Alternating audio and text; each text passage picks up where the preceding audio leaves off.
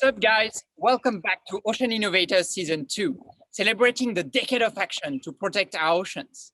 This year, we are focusing on mangrove restoration. Today, we are receiving Erick Weje and OPO, who are going to talk about mangrove restoration.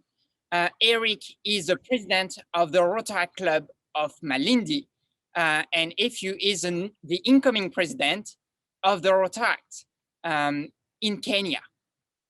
How are you guys? We are fine, and we are happy to be here.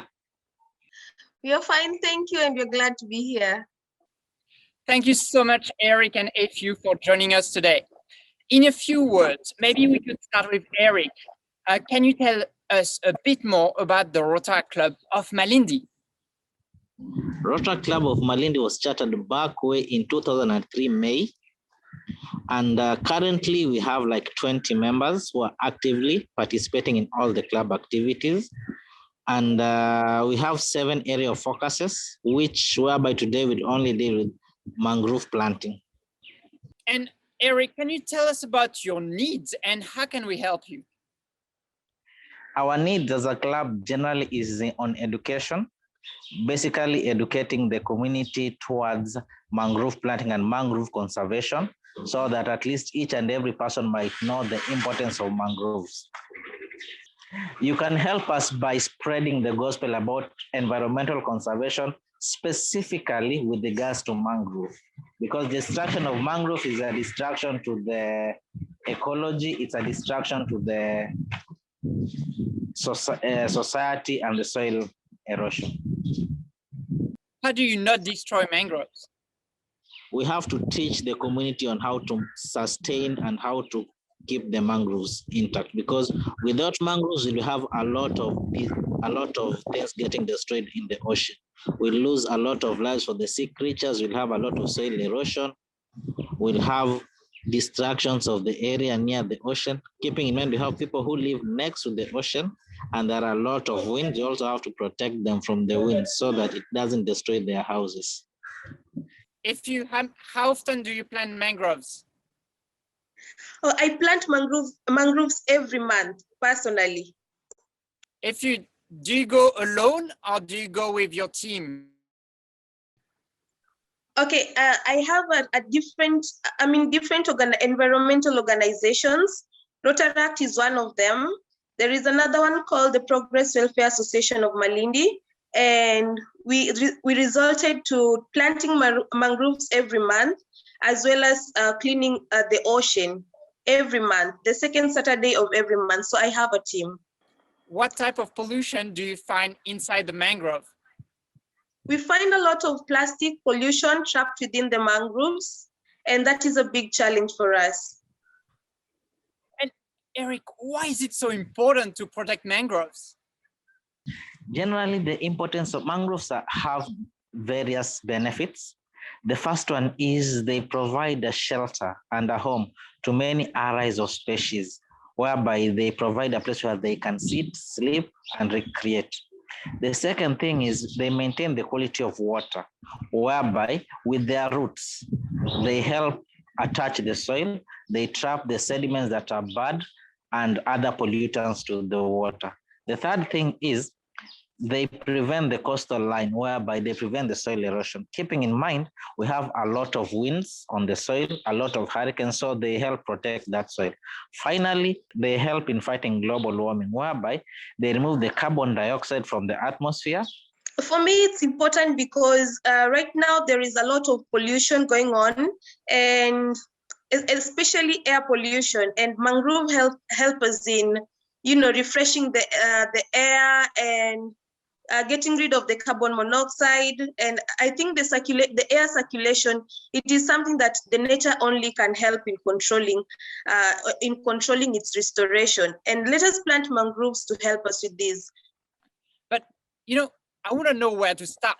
How do you plant a mangrove? Okay, in terms of mangrove planting, there are 2 ways. First, we have the propagules, which are the seeds from the mangrove itself. The second one is the seedlings. If I talk about the propagules, they just fall from the mangrove, and the way they fall, they go deep in the soil and they start planting because one of the end is sharp. For the seedlings, we have people who take the propagules and start having a nursery, then they grow them. So once they start having the leaves, they're now transported to the site where they need to be grown. Finally, how do we grow them? Whenever we are to grow mangroves, we should not plant them just next to the water. I believe there is an area whereby when the water comes back, depending with the tides, they are not covered, they are not buried. We should put them in a place whereby, yes, water reaches that place, but not so much, so that they get time to grow and germinate. Too much water will uproot the mangrove and they'll all die. Wow. But how many mangrove plants did you plant so far? Generally, since I joined the club in 2017 to date, we've done more than 80,000 propagules and we've done more than 50,000 seedlings. And these we've done with the help of the community. And how long does it take to plant so many? If you work with the community, it's an easy job because you educate them first, then because we first have to tell them the importance. And once you tell them and you find people who are interested in it, people come out very many. You can find that you do like 10,000 seedlings and you're like 400 people. And the work goes faster and faster. So in like 1 or 2 hours, you find that you are through. Whenever you're ready, can you give us your most important statistics in relation to mangrove rehabilitation and restoration? Okay, first of all, I would like to back up what Weje is saying, that the fact that we get to educate the community, those who live around the areas that we plant these mangroves, on the importance of conserving mangroves around the shores, the ocean shores. We involve them because deforestation is a big challenge in Kenya. And the fact that they see profit for the mangrove in selling of charcoal, really, it's really discouraging. For every time we go to plant mangroves around areas with existing mangroves, we find that they have been trying to cut them down and deforest them. So my biggest take home is the fact that we get to involve the community and make them a part of our projects. They come to understand, even themselves, they become so interested in protecting the mangroves and also wanting to be part of the of planting of the mangroves. And I think that is the perfect take home for everyone, is the fact that you inspire someone else to be part of a project that they have no idea how it benefits them. Yeah. Generally, from where I sit and what I've observed, the community around, the social economic status is not very much okay. So most of the people do cut the mangroves for charcoal burning. So whenever they burn the charcoal, they deplete the area and they make that area become a bad area for the growth of the ocean species. Generally, statistically, we find that people just need charcoal. That's why they cut the mangroves, and that is what is there. But the most important thing is education.